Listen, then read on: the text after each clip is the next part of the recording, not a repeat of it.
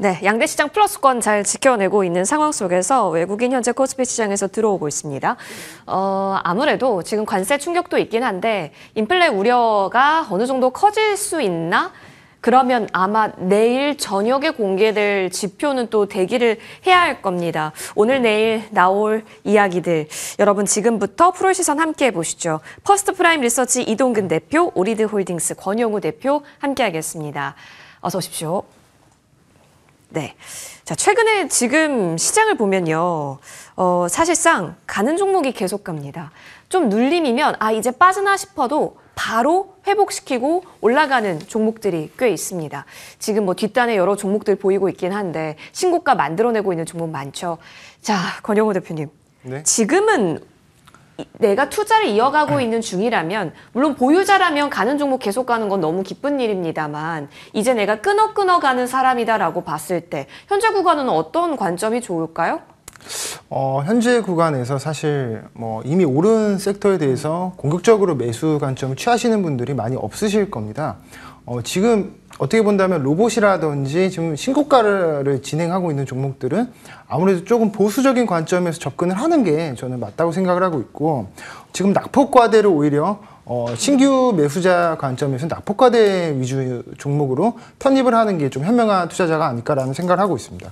특히 이제 반도체 쪽을 저는 생각을 하고 있는데, 네. 중국의 지금 이관신 정책이나 그런 부분들로 인해서 바닥 기대감을 지금 형성을 하고 있다라고 저는 생각을 하고 있거든요. 뭐 낸드 쪽 가격이 최근에 상승이 나온다라고 어떤 대만 언론에서 그런 부분이 나와서 이제 삼성전자의 어떤 주가가 좀 반등이 나왔던 부분이었고, 그게 이제 레거시 반도체에 대한 가파른 어떤 심리의 반등으로 보기보다는 바닥권이기 때문에 나올 수 있는 어떤 그런 기대 심리였다라고 보고 있습니다.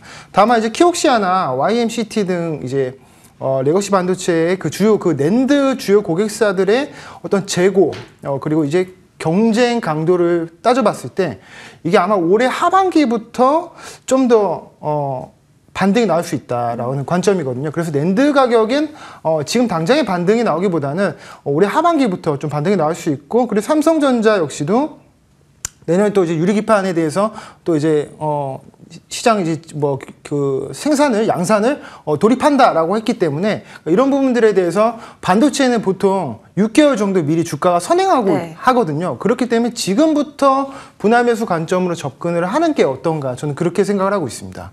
낙폭 과대 쪽으로 보는 게 좋고, 그러면 그게 어딜까 고민하시는 분들에게 있어서 반도체 얘기해 주셨는데요. 반도체 뒷단에 조금 더 자세하게 한번 질문 드려보겠습니다.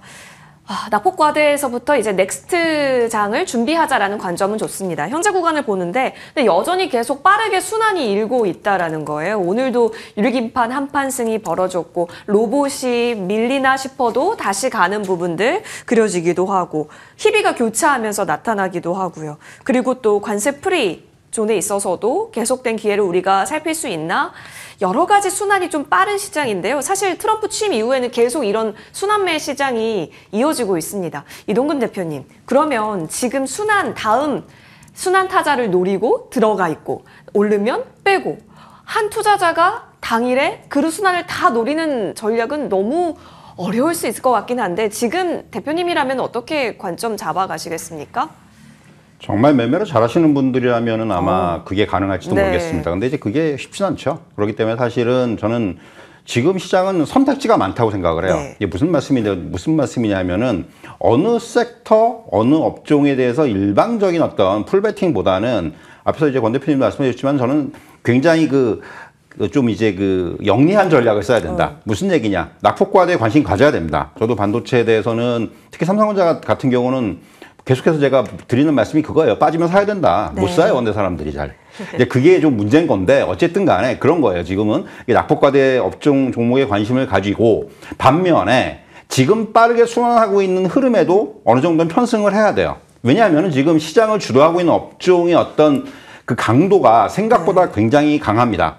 예를 들면 앞에서 말씀하신 로봇이라든가 이런 것도 될 수 있고, 유리기판도 지금 이제는 테마에서 하나의 어떤 메인 섹터로 좀 이제 바뀌고 있는 그런 단계가 아닌가라는 생각이 들 정도예요. 이제 그런 흐름들이 나타나고 있기 때문에 이러한 어떤 시장의 지금 이런 그 순환 매도 이용을 해야 된다라는 거죠. 일정 부분은 이런 쪽에도 좀 갈 필요가 있어요. 예를 들면 지금 좀 조정을 받고 있는 뭐 조선업종이라든가 이런 것도 저는 아직까지 끝나지 않았다고 생각을 하거든요. 이건 조정일 뿐이고 아직까지 뭐 실적이라든가 작년 뭐 4분기 실적 같은 경우도 굉장히 좋습니다만은 어떤 이런 트럼프 행정부 내에서의 수혜라는 그런 어떤 그 백그라운드를 가지고 있기 때문에 그런 부분들을 감안한다면은 역시 시장의 이런 어떤 시장을 끌고 있는 주도 업종에 대해서도 일정 부분 지분을 가져가야 된다는 얘기죠. 그러니까 앞에서 말씀드렸지만 결론적으로 지금은 특정 업종, 특정 종목에 풀베팅을 할 필요는 없어요. 안 그래도 수익이 날 수 있는 그런 여건이 좀 형성이 되고 있는 장이라고 생각을 합니다.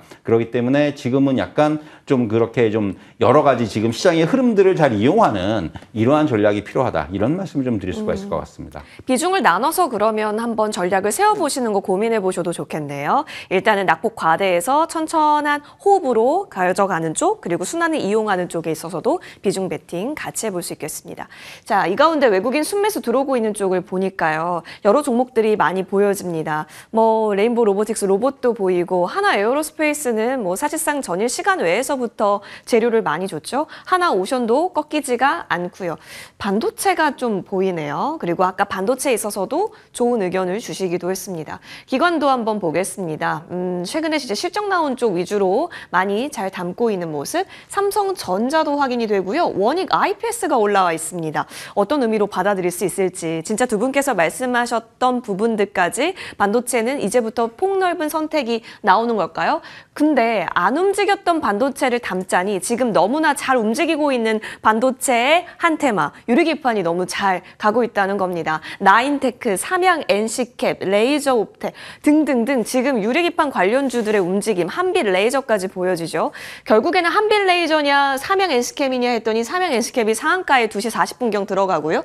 한빛 레이저는 상한가로 오전장에 트라이얼을 했지만 결국 실패하다 보니까요. 조금 실망도 나오고 있습니다.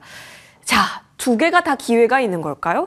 딱 우리 이동훈 대표님께서 말씀해 주신 것처럼 핫한 쪽과 이제 올라오는 쪽을 잘 병행한다고 한다면 두 개를 다 같이 가져가도 괜찮은 건가 싶은 생각이 드는데 권 대표님은 어떻게 정리하십니까? 저는 유리기판 쪽에서도 지금 유리기판이 어떻게 테마성으로 좀 반등이 나오는 중소형주들이 있거든요. 그런 것들을 이제 배제하고 본격적으로 실질적인 수혜가 되는 유리기판 관련 기업들을 좀 공략해보는 게 좀 좋지 않을까라는 생각을 하고 있습니다. 그 중에서도 그 삼성이 사실 최근에 그러니까 유리기판 주가가 좀 상승이 나왔던 거는 그 삼성전자가 이 유리기판 사업에 진출한다라고 하는 그런 소식 때문에 좀 이렇게 반등이 나왔거든요. 원래 삼성전자가 오래전부터 이 유리기판 사업을 이제 삼성 디스플레이 그리고 삼성전기를 통해서 이미 경쟁력을 어느 정도 확보한 상태고 이게 내년도부터 이제 양산에 돌입을 하게 되면 저는 당연히 삼성전기가 이제 가져가는 그 파이가 크기 때문에 실적이라든지 어떤 그런 측면에서 봤을 때 삼성전기가 제일 좋지 않을까라는 저는 그렇게 생각을 하고 있습니다. 그러니까 실질적으로 숫자로 증명할 수 있는 가능성이 가장 높은 기업을 고르라. 그런다면 저는 삼성전기 그렇게 생각을 하고 있거든요. 뭐 지금 뭐 PPI라든지 뭐 이런 종목들 있지 않습니까? 피롭팁스도 그렇고 어떤 중소형주단에서 좀 퍼포먼스가 나오고 있는데 결국에는 언젠가는 옥석 가리기가 나타날 거고 차라리 옥석 가리기가 나타나기 전에 미리 수혜를 받을 수 있는 그런 종목을 픽을 해서 가져가는 게 좀 좋지 않을까라는 생각을 하고 있습니다. 그래서 지금 다른 어떤 유리기판주를 보유하고 있으신 분들은 조금씩 분할 매도 관점으로 접근을 하는 게 맞고 삼성전기를 좀 분할 매수 관점으로 가져가는 게 좀 낫지 않을까라는 생각을 하고 있습니다. 레거시 쪽은 어떻게 보세요? 레거시 쪽도 괜찮은데 그래도 일단은 뜨거운 감자가 지금 유리기판? 쪽이니까 그래도 유리기판이 좀 낫지 않을까. 왜냐면 수급이 어쨌거나 수급이 좀 들어오는 쪽으로 공략을 해야 거기서도 혹시라도 뭐 시장이 좀 안 좋거나 좀 변동성 장세가 확대가 됐을 때 수급이 들어왔던 쪽은 다시 한번 좀 상승이 나오는 경향이 좀 크기 때문에 저는 유리기판 쪽을 픽을 하고 싶습니다. 알겠습니다. 확실히 뜨거운 쪽인데 뜨거운 것 중에서도 정말 뜨거운 쪽보다는 이제 앞으로 뜨거워질 유리기판 쪽으로 보자. 특히 대형주 관점에서 삼성전기 탑픽으로 제시를 해주셨습니다. 자, 그러면 이제 삼성전자 얘기를 한번 해볼게요. 아까 전에 우리 이동근 대표님께서 삼성전자 내릴 때 사자라는 건 모두가 생각할 수 있지만 진짜로 손이 나갈 수 있느냐에 대한 얘기를 해주셨습니다. 근데 어제 외국인이 땡겼죠. 엄청 크게 샀습니다. 매집이 들어왔고 오늘도 추가적인 움직임을 좀 보았어요. 플러스권까지 좀 보고 있습니다. 지금도 강보합권 나타나고 있는데요. 왔다 갔다 하네요. 자, SK하이닉스의 HBM 물량만으로는 안 된다. 앞으로 주문형 반도체 시장이 되면 결국에는 삼성전자가 힘을 써줘야 하는 그 룸이 있다. 그렇기 때문에 삼성전자가 앞으로 시장에서 원하는 그곳이 굳이 엔비디아가 아니더라도 앞으로 어떤 공급처가 늘어날 수가 있다라고 한다면 그것이 기회가 될 수 있다. 가능한 논리일 수는 있겠는데요. 주가에 반영시키고 있는 겁니까? 그렇다면 그 논리로요? 아직은 아마도 이제 그런 부분들은 뭐 초기 단계라고 보여지고요. 사실 이제 삼성전자 어제는 저는 외국인이 주가를 끌어올렸다기보다도 사실 어제 주가 끌어올린 원동력은 기관이에요. 사실 어제 기관이 이제 거의 280만 주 이상 사면서 외국인의 매수 세계는 물론 들어왔지만은 사실은 외국인보다는 사실 주가를 끌어올렸던 부분은 기관들의 좀 그 역할이 좀 크지 않았나. 사실 지금 뭐 시장에서는 그런 얘기들이 좀 나오고 있죠. 그러니까 삼성전자의 이제 그 2차 자사주 관련된 이슈들, 뭐 소각기라든가 이런 부분들에 대한 부분들, 또 이제 추가적인 부분들, 이런 것들이 아무래도 시장에서는 조금 긍정적으로 봐야 되는 측면이 있는 것 같고요. 말씀하셨다시피 사실 HBM 물량만 놓고 따졌을 때 SK하이닉스는 엔비디아에 거의 지금 오리엔티드가 돼 있어요. 딴 데로 주고 싶어도 물량이 못 나갑니다. 이미 SK하이닉스의 물량은 엔비디아로 가 있기 때문에 사실은 우리가 얘기하는 이제 ASIC 그 AI 시장, 이 시장 ASIC AI 반도체 시장에서는 사실은 좀 약간 그 역할들이 남아 있는 거죠. 이제 그 물량을 누가 가져갈 것이냐. 전체 물량의 지금 전체 반도체에서 그 우리가 얘기하는 그 엔비디아가 차지하는 비중, 엔비디아의 그 AI HBM이 차지하는 비중이 한 45% 정도 되거든요. 그러니까 나머지 물량을 두고 이제 여기서 이제 삼성전자 역할론이 최근에 좀 부각이 된다 이렇게 보면 될 것 같고요. 뭐 예를 들면은 이제 이런 그 빅테크들이 이 필요로 하는, 그러니까 자체적으로 이제 필요로 한단 말이에요. 그런 부분들에 대한 물량들을 삼성전자가 어느 정도 소화를 하지 않겠느냐라는 이런 기대감들이 좀 작용을 하고 있다. 이런 말씀을 좀 드릴 수가 있을 것 같고요. 결국 이러한 것들이 만약에 향후에 좀 구체가 된다면은 어떻게 보면 삼성전자 입장에서도 굉장히 긍정적인 부분이고, 그리고 전체 HBM 시장의 캐파가 커진다는 측면, 그러니까 전체적인 어떤 시장이 확장된다는 측면에서도 사실 요번에 이제 딥시크 이슈가 초반엔 굉장히 시장에 악재로 작용하다가 이게 사실은 어떻게 보면 지금 시장에서는 오히려 호재로 좀 이제 인식하는 그런 시각들이 늘어나고 있는데, 결국 이거는 어떤 산업의 확대, 그리고 이런 그 반도체 시장을 놓고 봤을 때 규모의 증가라고 볼 수가 있거든요. 그런 부분들을 감안했을 때 충분히 삼성전자의 역할이 향후에 부각될 수 있는 측면이고, 결국 그런 것들로 인해서 삼성전자 주가에도 뭔가 이제 하나의 굉장히 중요한 모멘텀이 될 수 있지 않겠는가, 이런 말씀은 드릴 수가 있을 것 같습니다. 자, 그럼 그 모멘텀을 안고 지금 들어간다라는 시기적 관점에서는 어떻게 논해볼 수 있을까요, 권 대표님?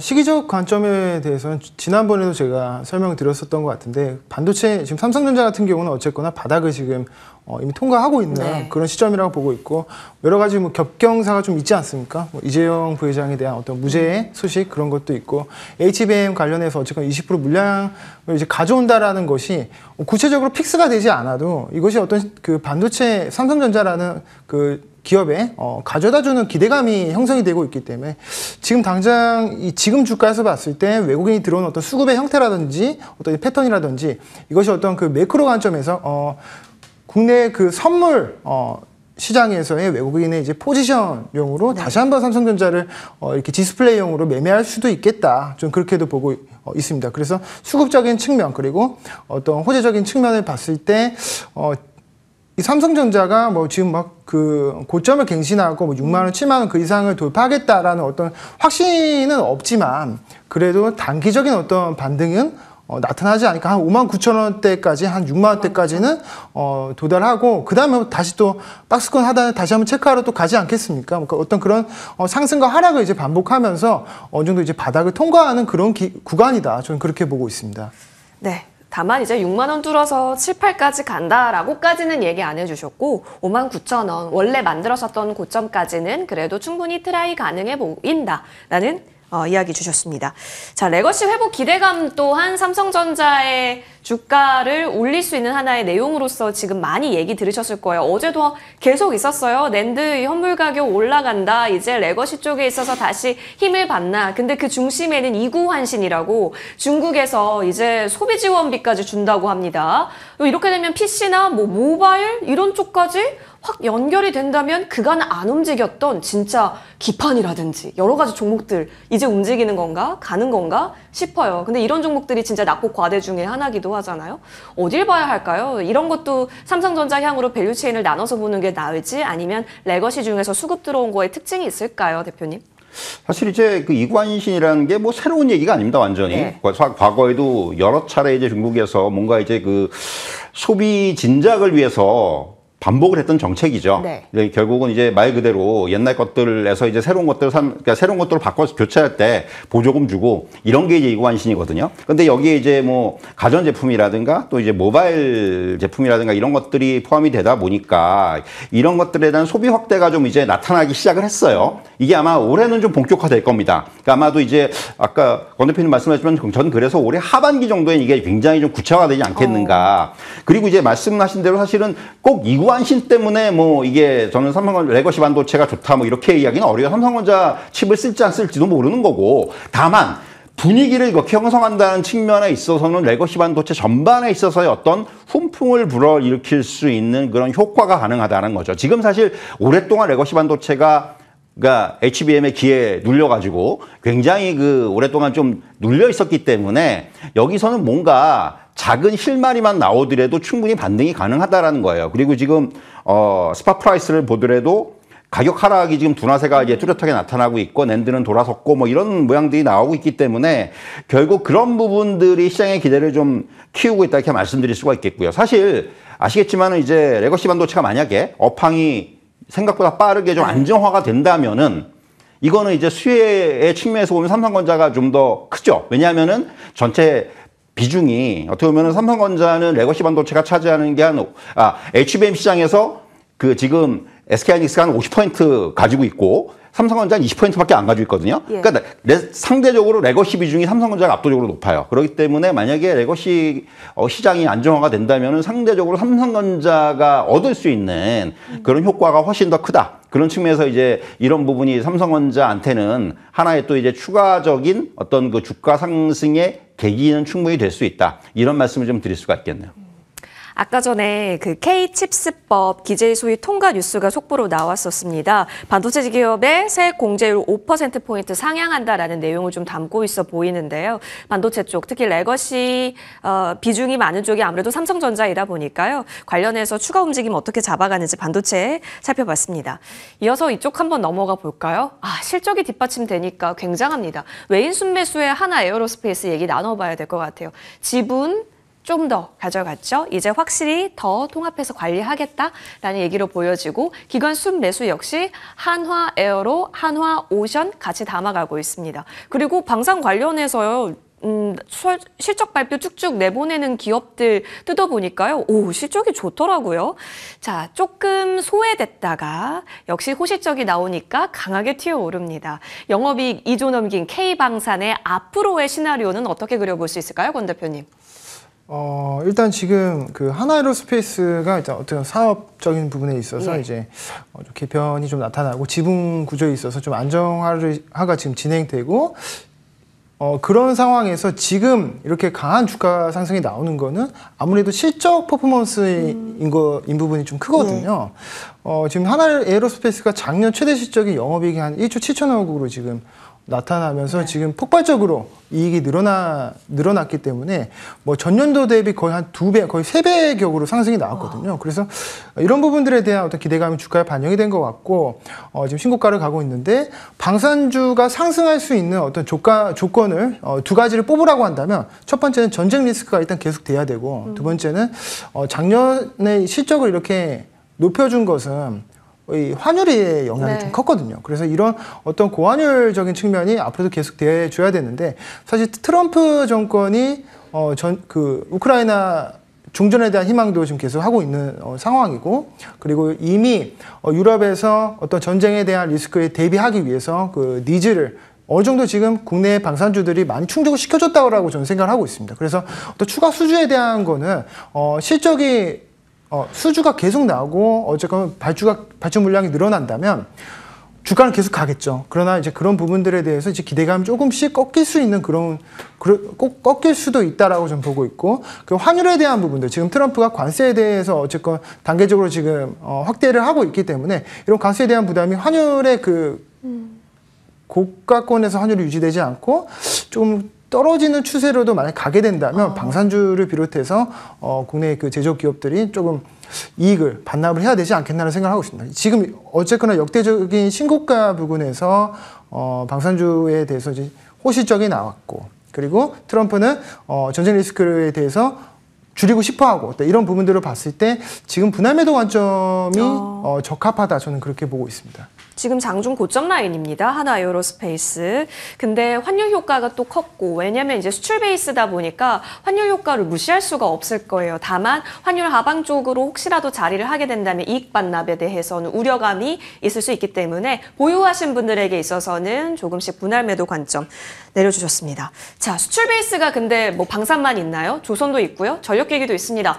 이동훈 대표님, 그러면 조방전 같은 경우는 지금 다 차익 실현해야 되는 모드일까요? 아니면 쭉 가는 산업일까요? 이게 약간 뭐 그 투자의 성향에 따라서 네. 달라질 수가 있는데 저는 뭐 이제 어느 정도 지금 보유자의 관점에서 본다면은 뭐 권 대표님 말씀하신 대로 저는 일정 부분은 차익을 실현하는 게 맞다고 생각을 해요. 사실 주가가 워낙 단기적으로 많이 올랐고 계속해서 흐름들이 이어오고 있기 때문에 일정 부분은 분명히 이제 어느 정도 좀 챙겨 놓으시고 그 다음에 이제 뭐 앞에서 말씀드린 대로 제가 조금 다른 쪽으로 좀 옮겨 보시든가. 네. 그러니까 뭐 지금 어느 정도는 다만 이제 이게 지금 조정이 저는 여기서 완전히 뭐 주가가 이제부터 하락한다 이런 건 아니라고 생각을 해요. 아직까지 추세 자체는 살아 있습니다, 분명히. 지금 나오고 있는 실적이라든가 이런 부분들이 물론 향후에 이제 환율이라든가 이런 부분들이 변수가 될 수는 있겠지만은 특히 조선업종 같은 경우도 4분기에 뭐 역대급 실적이 나왔고 그리고 지금 어떤 사이클 자체가 슈퍼사이클에서 계속해서 움직이고 있는 상황이고